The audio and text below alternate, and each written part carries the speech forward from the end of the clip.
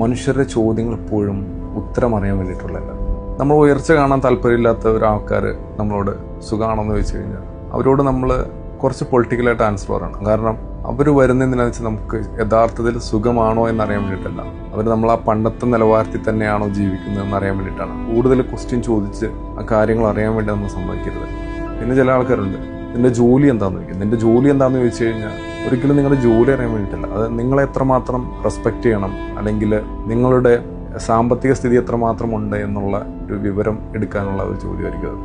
ഹോസ്പിറ്റലൊക്കെ പോയി കഴിഞ്ഞാൽ നമ്മൾ യഥാർത്ഥത്തിലുള്ളൊരു ജോലി പറയരുത്. കാരണം എന്താണെന്ന് വെച്ച് കഴിഞ്ഞാൽ ബില്ല് എഴുതാൻ വേണ്ടിയിട്ടായിരിക്കും മിക്കവാറും അവർ ചോദിക്കുന്നത്.